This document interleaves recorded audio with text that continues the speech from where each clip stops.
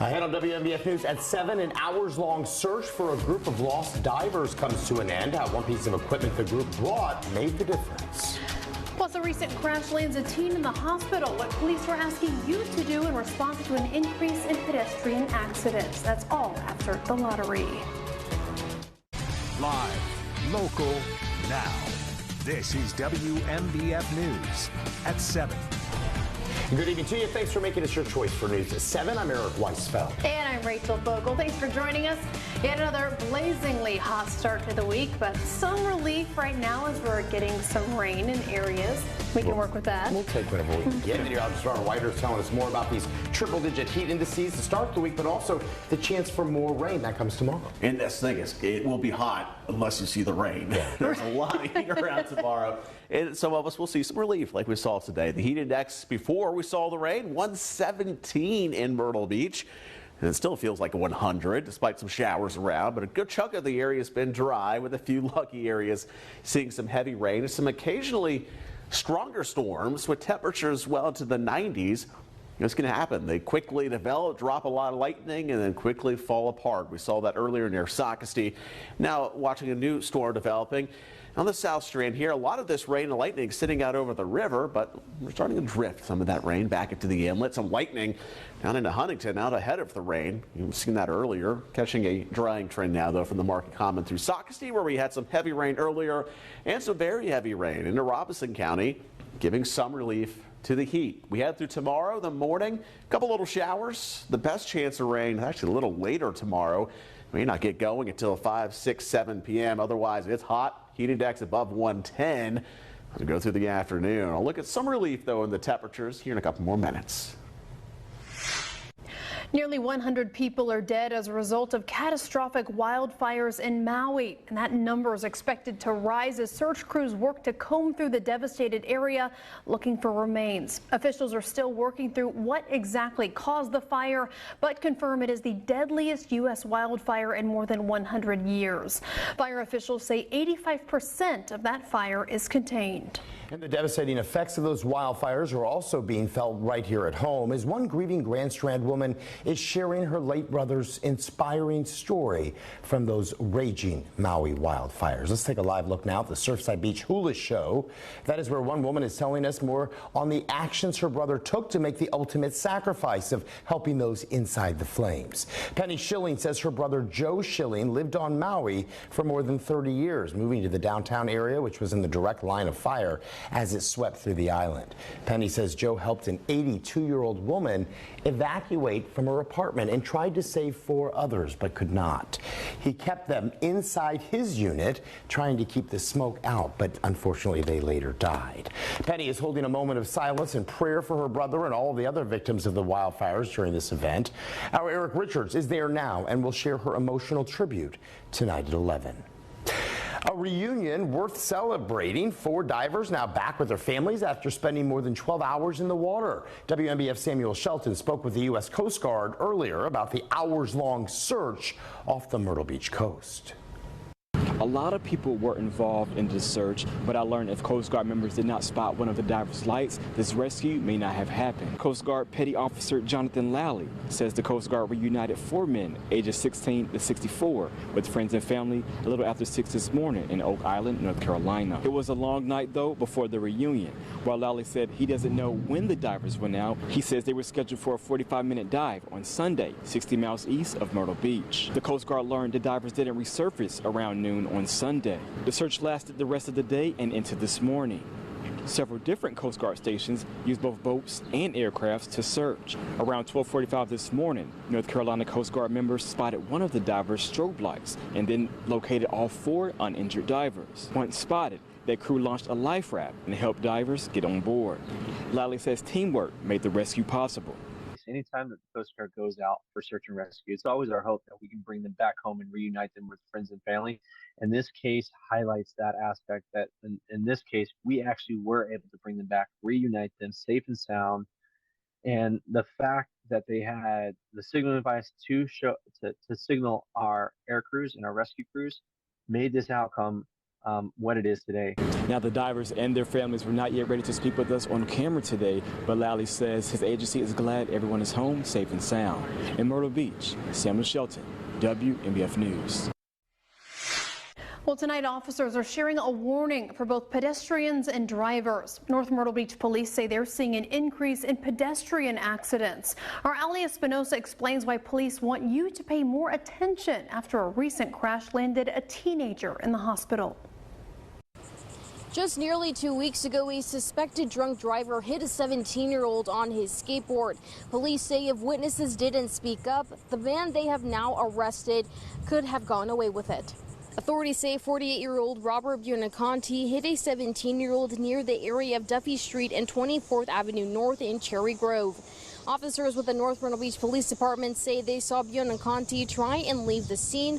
Once they approached him, they say he appeared to be unsteady on his feet and was slurring his words. Police say they eventually arrested him for driving under the influence.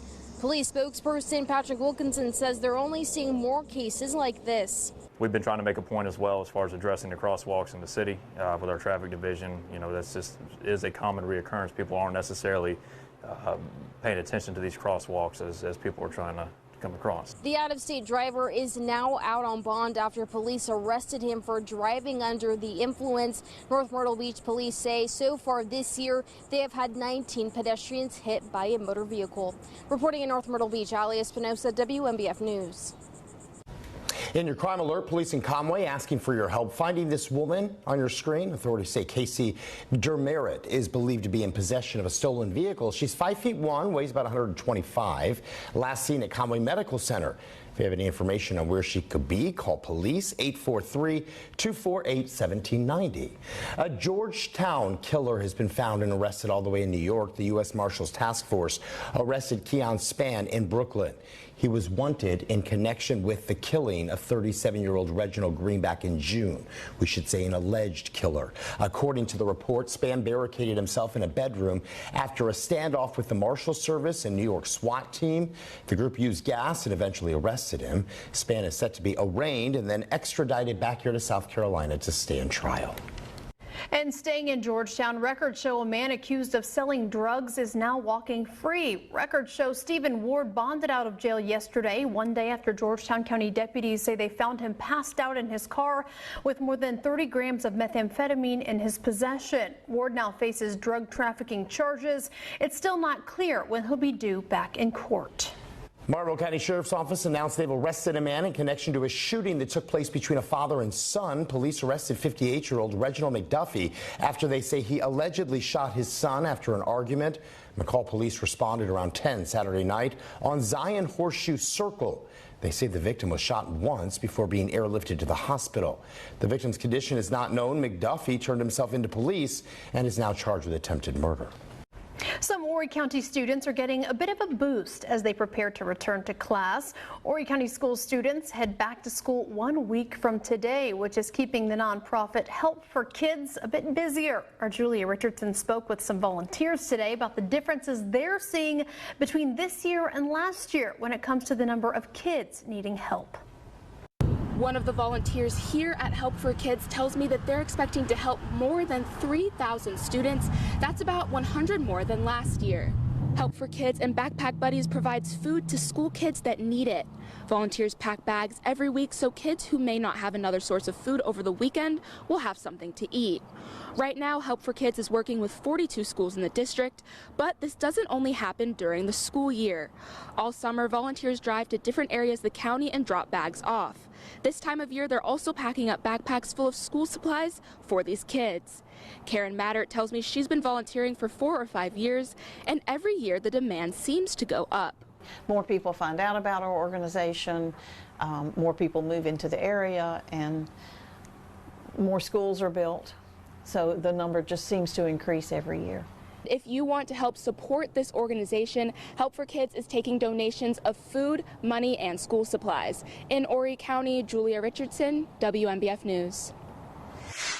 Well, the opportunity to win a free vacation could be yours. Lowe's Foods beginning its Vacation Ambassador program, asking anyone interested to share their dream holiday experiences for the chance to win a 6-day paid trip to the Isle of Palms. The sweepstakes is open now. It's running all the way through the 27th. To apply, just fill out the form at lowesfoods.com/vacationhouse. A hot start to the new week continues into tomorrow. Meteorologist Robert Whitehurst telling us more on that oppressive humidity and rain chances. An expanding neighborhood in Horry County could be seeing an influx in people. Why some think this could actually be more of a benefit to the community at large. We're all searching every day for more memories, more understanding, adventure, and time. We're seeking more around the clock in the good times and bad. And sometimes we can't get more on our own.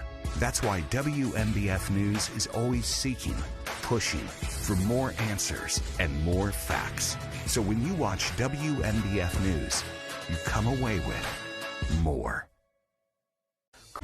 Now, your certified most accurate forecast from WMBF First Alert meteorologist Robert Whitehurst.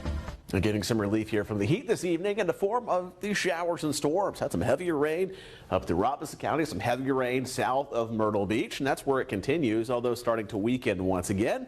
Some steadier rain for Surfside through Garden City, Murrells Inlet, trying to get some of that through Brook Green, moving offshore and slowly winding down, drier now for some areas that saw some heavy rain earlier from the Market Common back through Socastee, and we've seen some rounds of heavy rain through Robeson County, now drifting through Lakeview and Greensea, may get some rain. This is all coming to an end here over the next hour.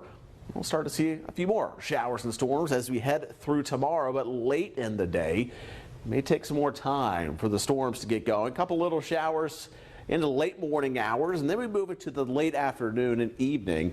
We begin to see some rain developing 6 p.m. Areas along Interstate 95. And we'll bring some of those showers and storms back through the Grand Strand 8 to 9 p.m. So moving a little closer to sunset. With the rain arriving later in the day, that means the relief doesn't arrive until later, and those temperatures will climb in a hurry tomorrow. 10 a.m. it feels like 103 in Myrtle Beach, and we'll push those numbers close to 110 to 115 as we head through the afternoon. Heat advisory is already in place. Very similar numbers to what we saw this afternoon, and even 7 p.m. it still feels like 100 along the Grand Strand. What we're looking for is a cold front that will eventually arrive as we head into Tuesday and Wednesday, late tomorrow and through the day Wednesday. All the moisture out ahead of it means it's still very muggy, but that cold front will help to increase our storm chances through Wednesday and Thursday, turning widespread on and off downpours as we go into Wednesday, slowly tapering off Thursday, but that's where we see some nice relief area-wide with more clouds and rain. Temperatures aren't able to climb as much. We'll begin to see a drying trend as we move into the weekend, and that's where temperatures will start to climb again. That heat index going from 110 tomorrow into the right around 100 Wednesday, Thursday. Still hot, just not as hot as we've seen. Thursday into Friday, we start to see another dip, and then the climb returns for the weekend. Not as hot as the 110 we'll see tomorrow, but back above 100 as we head through Saturday and Sunday. Here's that 7-day forecast. Rain chances increasing through Thursday and then tapering back off as we move through Saturday and Sunday. Unfortunately, another round of heat heading our way. Move to the 10-day forecast, and those temperatures will hover right around 90 once again. Areas inland hitting 97 tomorrow. Briefly out of the 90s with those better storm chances Wednesday and Thursday. Then we bump those back up. Mid-90s returning for the weekend. A controversial development set to commercialize Carolina forests even more could become one step closer to reality tomorrow night. Now, while the idea for this project doesn't have an official name just yet, if approved, county documents state around 10,000 cars could drive along Postal Way every day. That could also possibly mean more than 1,000 new residential and commercial units along Postal Way. With these updates, many residents in the county are upset. Horry County Council District 3's Dennis DiSabato is aware the community has mixed feelings, but thinks this project will bring more benefits to the area. I think there's more benefits to it than negatives, but I don't know if the community, agrees with that at this point in time. And I don't know if they have kind of gotten okay with the concept of adding that much density in the area. I think that's something that we'll have to work through over the course of the next 90 days. Crews just finished a widening project for Postal Way in January. Horry County Council Chambers will be hosting a meeting tomorrow at 6 for those who wish to share their thoughts and concerns. Every 40 seconds in the U.S., someone has a stroke, but strokes don't just happen to older people. Up to 15% of strokes happen to those under age 45. In fact, some people are actually born with something called AVM, and once it ruptures, it can be life-altering, even fatal. WMBF News anchor Erica Edwards explains. I started horseback riding when I was about 7 years old. Krista Owings was 25, living her dream, working full-time in an equestrian barn, until one morning. I woke up and started having, some blurry vision, a little bit of balance issues. In the ER, doctors diagnosed her with a ruptured AVM in her frontal lobe. It's a tangle of blood vessels that you're born with. Most people have it for many, many years, often for a few decades before they find out about it. Gregory Zipfel, a Washington University neurosurgeon, says AVMs are rare and symptoms can be stroke-like. Others can cause seizures and some never even cause problems at all and are found during routine scans. We want to get it treated and treated pretty quickly so it can't rupture again. Dr. Zipfel was able to remove part of Krista's skull, and using a high-powered microscope, he was able to seal off the AVM with special clips and then remove it from surrounding brain tissue. Right after surgery, Krista still suffered from the same symptoms. I couldn't use anything on my left side of my body. I couldn't walk. I couldn't tell time.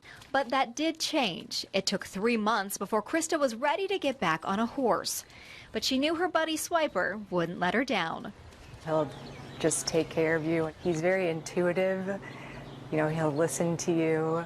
A bond that continues to help Krista heal. For WMBF News, I'm Erica Edwards. Dr. Zipfel says 10% of patients who have an AVM rupture will die, but of those who survive, up to 30% will have long-term neurological problems due to where the brain rupture happened. Gearing up for a possum mission. What massive goal a dog and its owner have set on themselves to support other adorable pets across the country. Closed captioning on WMBF News is sponsored by your Honda dealers of the Carolinas. Set summer in motion. Visit your local Honda dealers of the Carolinas today. A jet skiing dog and its owner are embarking on a trip to help animals all across the country. I like it. Beth Rousseau shows us how they're raising awareness for one very special cause. This is Ollie, the dog from Dunedin who loves making new friends. Now he wants to look at the camera. He isn't likely to keep his paws on land. This pup would rather be on the water. He's been a jet skiing dog since 2020. Owners Cammie and Michael tell me the only thing Ollie loves more than feeling the wind in his fur is helping friends who aren't as fortunate. Think about it. You're a shelter dog. You're waiting. You're looking at that door every day, hoping that you're going home to your forever home. And I think the saddest thing to think about, one of them is when they stop looking at the door. Ollie is taking his talent and using it to raise money for no-kill shelters across the country. He's making a 500-mile trip down the Ohio River from Pittsburgh to Cincinnati. With Michael's help, he's hoping to get $5 million in donations and accomplish a couple of other goals. The second thing is to inspire 10,000 adoptions, and the third is to inspire 10,000 people to volunteer at shelters nationwide. Before the two head out, Ollie agreed to give me an idea of what it'll be like on their ride. Ollie! Okay. Yeah. Okay. This water-loving dog is in for 5 days of fun, speeding towards help for shelters. We're just trying to raise awareness and just get as much donations as possible to save as many animals as possible. That's what we're all about. That dog is having a great life. I love the mission, too. Yes, and I also love the fashion, too, with the shark fin life jacket. Yeah. I need to get one of those for my girls. I don't know if they'd be into jet skiing. At least Nala's more. Nala's a yacht club kind of girl, but Kelly might be. I think anybody would be into jet skiing these days, as hot as it is Just out to there. get out of the way. Yeah, you know, a beach plane is sitting out there, just kind of baking on the sand here the next few days. It's still very muggy. We'll get a cold front in here through late week. It briefly drops the muggy meter. Not by a lot, but at least some relief there, and starts to climb again as our next stretch of hot weather arrives. As we head into the weekend, the heat index tomorrow between 110 and 115, so pretty substantial drop here Wednesday and Thursday. And this in the form of better rain chances, more cloud cover, and then as we move into the weekend, we'll begin to push the numbers back above 100, 104, 105 Saturday, Sunday. Certainly not as hot as what we saw today and tomorrow, but we'll start to bring some of that heat back. Your 7-day showing the rain chances taking a break as the temperatures start to climb. We'll hover right around 90 Saturday and Sunday. So we're asking for the rain because that's really the only relief we'll get. We'll see some of that here at least through Thursday, and another stretch of hot weather just in time for the weekend. All right, tonight at 11, a grieving Grand Strand woman shares her brother's heroic story. Our Eric Richards tells us how he gave his life saving others in the Maui wildfires. For updates on all of our top stories, log on to WMBFnews.com. Have a safe, healthy evening. We'll see you back here tonight for WMBF News at 11.